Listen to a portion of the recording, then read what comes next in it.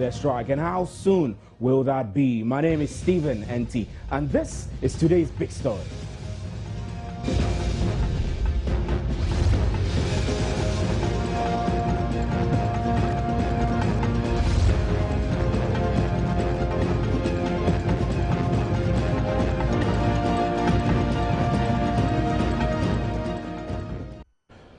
All day today, the 12 striking labor unions that make up the forum have been in a crunch meeting with government. The workers remained consistent in their demand to know where their Tier 2 pension contribution is and how much has been accrued so far. They also want government to relinquish the management of the scheme to individual scheme managers of their choice.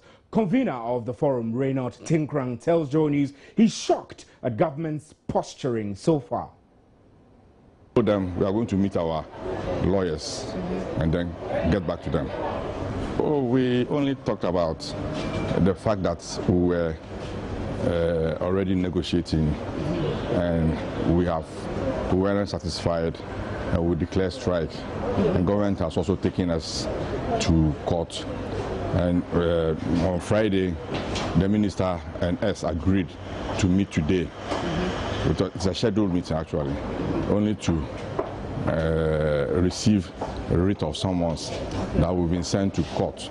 And again, the national letter has also been sent to the National Labour Commission, asking the National Labour Commission to discipline and sort of.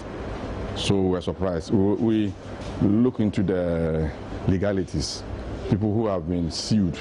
And at the same time, you come here to talk about negotiating. When we realize that there's a need to talk to our lawyers before we know our way forward.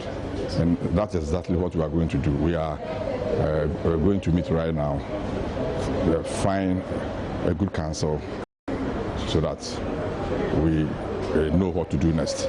But we know we have a good case. We are ready to go to court. Yes, as I speak, we are ready to go to court because we feel we have a good case. So what has been the...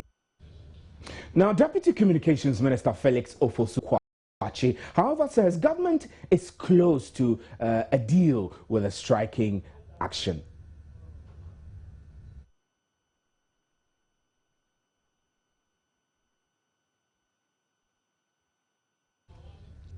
Well, let's now get onto the telephone lines now and find out more of what transpired at the meeting. We're trying to raise Peter Lomo, who is with the Executive Secretary of the Teachers and Education Workers Union, TEWU, who will be joining us on the telephone line now. But if you just join us, we're just analyzing what happened today at a crunch meeting between government and 12 labor unions who are insistent that they want to find out where their Tier 2 pension is being kept and how much profit is accrued on it so far. Now, they also insist that they want government to stop managing their Tier 2 funds and rather transfer it to scheme managers of the union's own choice. Peter Lumo is Executive Secretary of the Teachers and Workers Union. We'll be trying to raise him on the telephone line. He was at that meeting and he will be joining us on the phone for that discussion. So you've heard the workers also saying that they have lost faith in government. They feel that government is taking them for granted and they will not continue the negotiations until they've consulted adequately with their lawyers. We'll be trying to get to a labor lawyer and a labor expert all in the program in the next 30 minutes. My name is Stephen Enti. You stay with us. We'll be right back and we'll get Peter Lomo right on the line.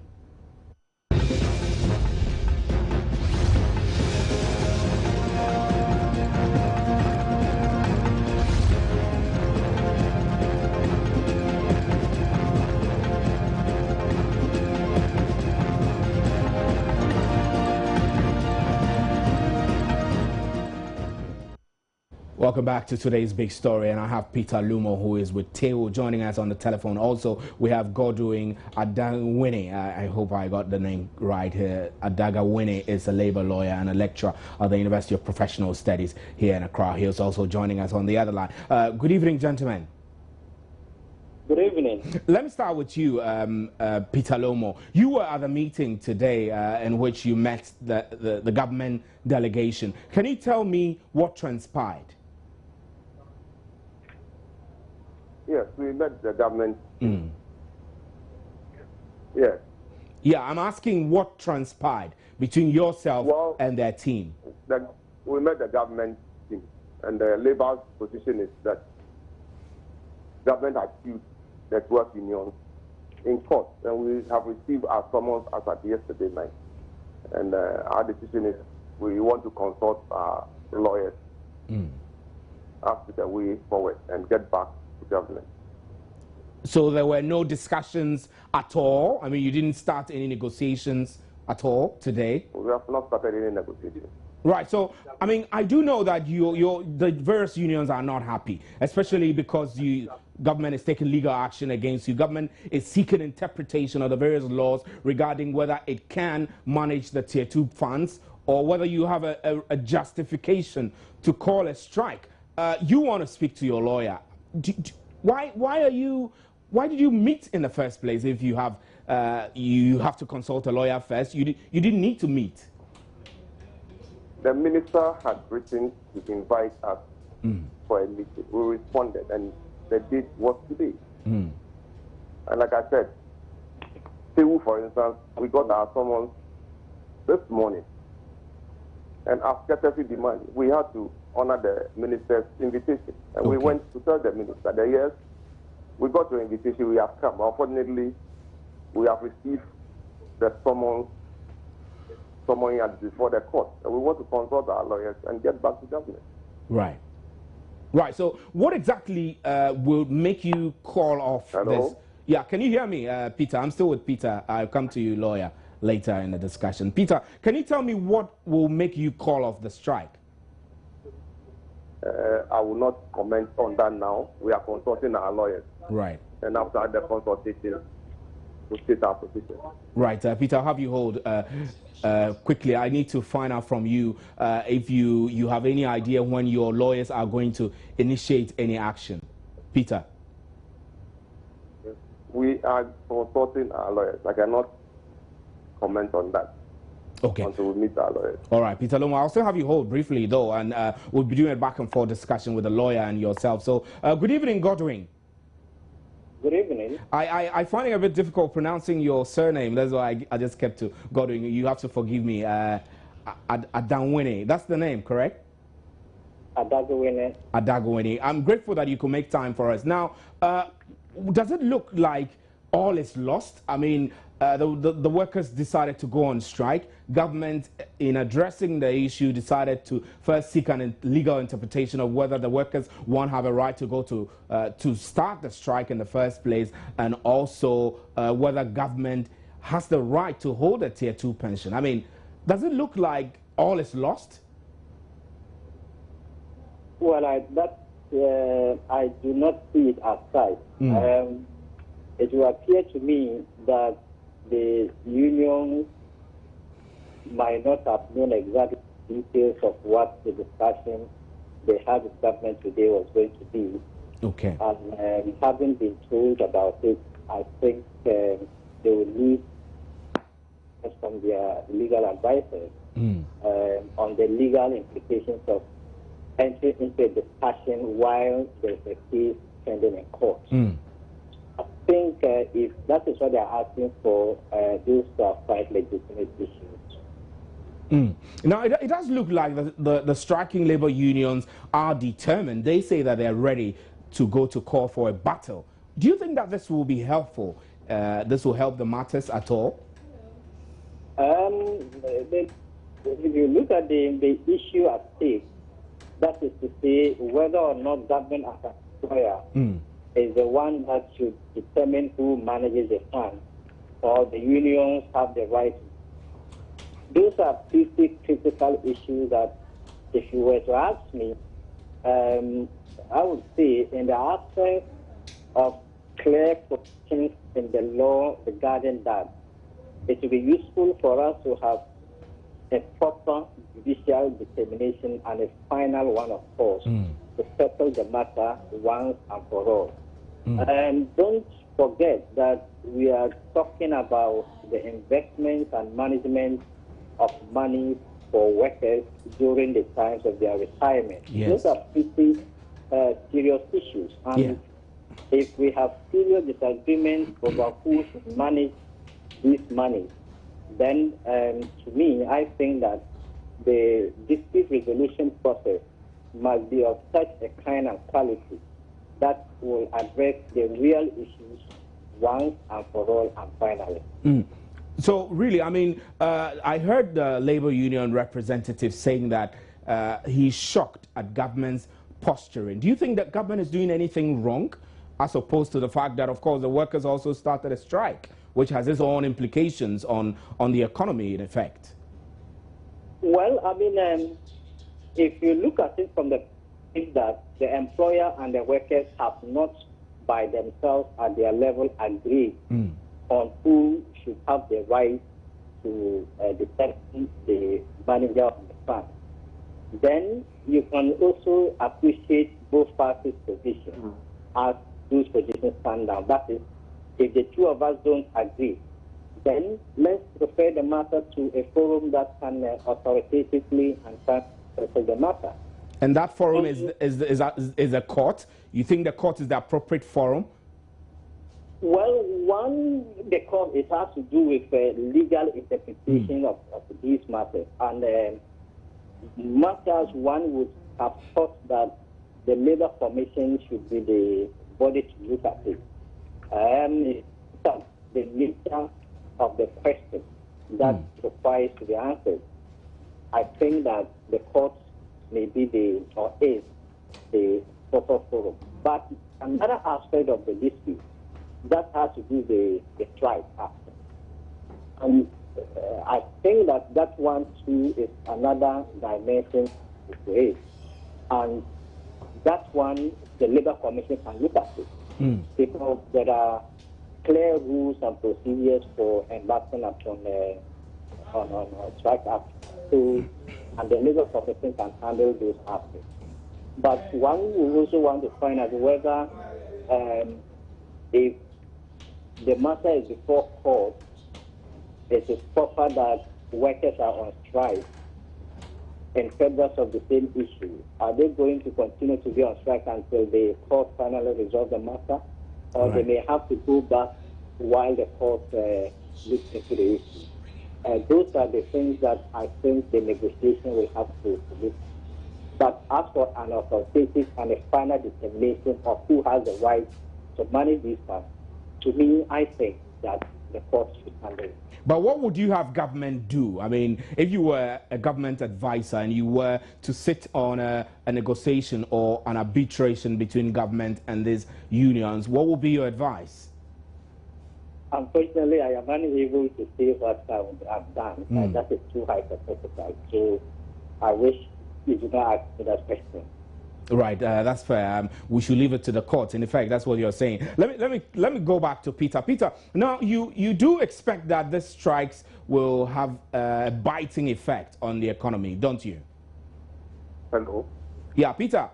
Can you hear me? Yeah, I'm asking you that I'm certain that the various unions which are striking expect that this will have a biting effect on the economy. Do you?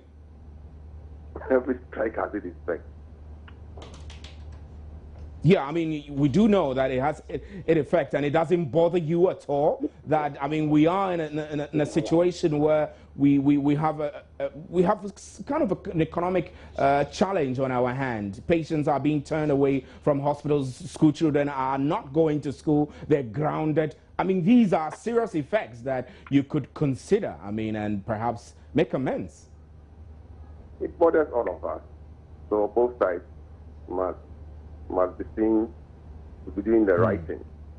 So like I said, we'll consult our lawyers and we'll see the way for it.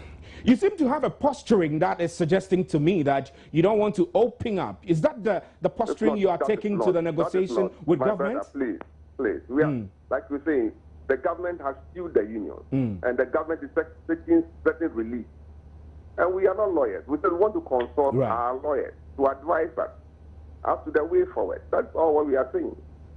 Right. So I also heard from Reynold, I think one of the representatives of the forum, who said that he's shocked at government's posturing. What exactly that is the posturing you're shocked about? Peter, if you can hear me. Yeah, I can hear you. Hello? The government who wants to talk to her, take us to Labour Commission, right to withdraw from Labour Commission, goes back to Labour Commission, and goes to court. That is our problem. So you feel that that shouldn't have been the first step. Lawyer Gideon Adawini, if you can, okay, I think that we lost the lawyer, but Peter, if you can hear me, I understand exactly what you're saying, that you feel that to begin the negotiation, government should have come into direct consultation with you first before going to court. You are not happy about that. Is that what the case is? I mean, I need to get a clear understanding of what you're unhappy about and exactly what the posture. My brother. Yeah. I want to be honest with you. We are saying that, look, government has still us in court, and there are legal implications at stake. Right. We want to talk to our lawyers, and we'll get back to government. So, right. So, are you able to tell me whether you are considering calling off the strike whilst these discussions are ongoing? Because I do know that the labor laws permit that in the event that you are having, you are at negotiation, you shouldn't be taking extreme actions like a strike. There are 12 unions involved. I cannot speak on that.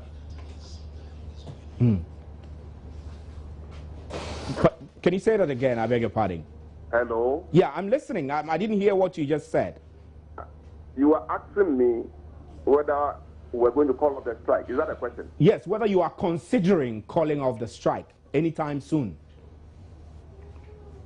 When we meet our lawyers, we will take the right decision. All right. Now, when we spoke to Felix Ofosu-Kwakye, he did mention that he is happy that at least some dialogue is ongoing. Are you happy about the dialogue, at least? Well, government invited us. At least we showed that courtesy to government. We had gone to listen to them. So maybe that is the beginning of something good to come. Right.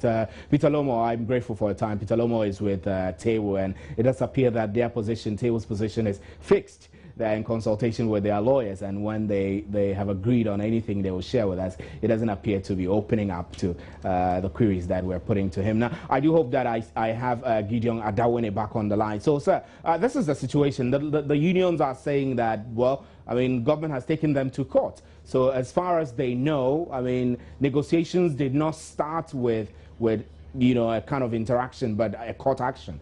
And they're not happy with the posturing. You think government's posturing is flawed? Posturing in terms of instituting and maintaining the legal action, or posturing in terms of inviting the unions for the negotiation? Posturing in terms of doing both at the same time. I mean, you've invited the unions to sit down to a discussion, and then you've gone to court as well. I mean, when you do that, perhaps you send conflicting signals to these people who are going into negotiation with you. You don't think so? Well, and maybe that is what the discussion was meant to resolve. But I wasn't there, and I presume you were also not there. So we are unable to tell what positions each party took with respect to these particular matters.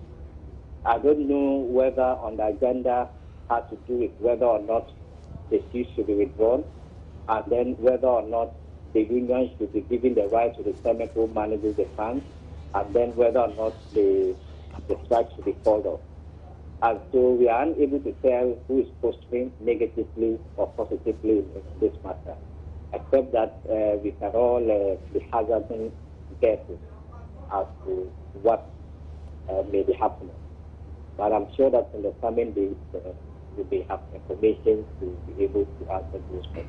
Right. I'm very grateful for your time, Dr. Gideon Godwin Adawini, who is a labor expert and is also a lawyer. Thank you very much on today's big story. Now, you may have heard that Agbewo, Demo Agbewo is a Ga expression to to mean that you're killing us. Now, the AFAC is a civil pressure group. Alliance for Accountable Governance is making the allegation against President John Mahama, saying that they're not happy with the way he's managing corruption situations in this country. I don't exactly want to paraphrase exactly what they said. But I do have in the studio AFAC representative, Dr. Nana Ayew. Good evening, sir. My brother. You're very tall, and so when you stand with me, I feel it. I feel your height. How are you, sir? I'm fine. How about you? I'm fine, thank you. You are not happy with the president. Before we go to the substantive issue of your demo, or demo, let me put the striking issue to you. I mean, workers are not happy with the government, the management of their Tier 2 pensions, and are hitting the street, the striking. They're not going to work. Government decides to meet with them. At the same time, go to court and seek legal interpretations. And the unions feel that the posturing of government is not too good. Your quick thoughts on that? It's not. We are not happy with this development. It's one of a kind that we catalog as a government which is not transparent and not truthful to the people. You've collected certain monies and you're supposed to do something as far as the law has prescribed, and you have not done that. You see, and they are asking you that, of course, you've taken the money for a certain period, and we expected you to have done Z, and you have not done Z. Can you do this? And you say, I'm taking them to court. So by extension, it means that they have no right to have even asked of their monies, and that is worrying. You live in a country where parents go home poor, but what is the meaning of patriotism? Patriotism does not mean that you work very hard and go home as a pauper. It doesn't work like that. So we don't understand why they're taking workers through this ordeal. It's pathetic. So all this is dovetailing into what you're demonstrating for. I mean, you feel that there's not been enough transparency in managing the economy generally and their specific issues. What is your beef, really? Yes, our beef is that over the years, AFAC has been cataloging a couple of, a litany of corruption issues. And the president and his regime has done nothing about it. What do you want to see done? There have been committees of inquiries which have been set up. I'll give you a typical example. The World Cup Committee of Inquiry is sitting currently. They're looking into issues. So those are actions. This is no action for us. I mean, let me take one of these actions that you can compare in terms of the money we have lost to the state. Talk about the Waterville instance where Justice Yoche has ruled as a case of create, loot and share, and therefore you need to retrieve 22 million euro. And you have not done that. Would you go and retrieve 3.5 million that is having issues with World Cup compared to 22 million euro, which is there that you are supposed to go and retrieve? How about the Woyomi issue? But there are legal processes. Yeah. Woyomi was taken through the legal process. Right. And so, if there are legal process, do you want the president or government or whoever is responsible to jump the legal process and go chase people? That will be victimization. Because then, just like you are here, you're raising several corrupt allegations. You haven't brought proof, really, so for anybody to hold anybody down. How about the issue of JIDA, where we've lost over $600 million and an inquiry has been made and the report is available to the state and nothing has been done about it? Are you not worried about it? We're not even talking about the issue of Woyomi, as whether you have to effect for payment. But the motive, the point here is the thought process. Why would you have conspired against the state? To have gotten the state to have lost several amounts of monies to CP, Woyomi, Isophoto, You see these as conspiracies? Absolutely. So the motive, you have a president that over and over, AFAC like this has been hunting him on issues as the Embraer jet. That was supposed to be $25 million, of which he went around it and then it was inflated to $88 million. For 4 years, he has kept mute over this issue. It's not worrying. It's worrying. So if a leader is not able to develop that will to purge himself, how can he purge himself of the other officials and for that matter, his government and therefore his party? AFAC brought the issue of ownership of the ultra-modern edifice belonging to the NDC. It was another issue of corruption because the emphasis we made was that the then state scribe, senior scribe, Prophet Mills, the late, he went to the port and met with the customs people and told them that you guys are corrupt. We are losing lots of revenue. Whenever you get to the ports, barely 2 years, you have cars, you have buildings. At that time, the NDC was only 1 year and about 8 months in office. And then they were putting up ultra-modern structure. So by extrapolation, barely a year or two earlier, they have declared, they were almost declaring bankruptcy. And therefore we asked, by extrapolation, are you not pointing a finger to your regime? I'm afraid we don't have the NDC, Johnson Sidin Kete, or whoever to respond. But he has responded. Respond to he that said today. he accepts, I mean, he as you're accepts bringing that, the issue. He said he accepts on that board the for structure discussion. belonged to the NDC, but he can't talk about how much was spent. How much was spent? So this is a key issue. There's also another issue that you raised about the funding for the construction of the Kwame Nkrumah Circle interchange. What's your problem about that? I mean, every aspect of it was made public. I mean, we know that there is a Brazilian contractor who is working on it with funding from the Brazilian government. What again do you want? Very, very well. We are worried. We wake up every other day with another issue of inflated costs and, for that matter, corrupt practices. This is one typical one that AFAC fingers as being very corrupt deal. It's a Brazilian bank giving the loan. So you're telling me that you go for loans and, for that matter, you forget about negotiating in the interest of your domestic contractors. So what happened? So what's your concern there? What's your real concern there? We need to thank you. So I will get off on the actual issue. Concern there is. Our concern is that it is not realistic. By virtue of the experts we took over there with the structure engineers and the figures they quote, and also competitive persons who wanted a bid that was not given to them. Now, we start from Kaswa. We don't say Kaswa people don't have to be given an interchange. But what we are saying is that, looking at the size of construction in Circle and what they are doing in Kaswa, Kaswa is a relatively smaller one. But that is costing $174 million. The most intricate interchange in this country is the Sofo line. And that cost $38 million US. So you cannot. But I mean, the timing is different. I mean, but this, I'm not even talking about cities that you can talk about inflation. The marginal levels of inflation on the dollars is absolutely negligible. That is why interest rates in the US stands about 1%, 2%, and we are hovering about 25%. And it has been there for about 5 years. So you can't talk about inflation on this issue. It is not. It's talking about the dollars. So what we are saying is that it doesn't make sense. Now, let's talk about the Tetekwashi. Very beautiful one, $32 million. And then you're talking about Circle, an extension you are doing between Circle to the Senate office. It's costing $168 million, more than the cost of the actual interchange in Circle that you allege to have been 78 million euro. It doesn't make sense. An extension from that place to Senate costing $168 million, it doesn't make any sense. So we need to talk about it.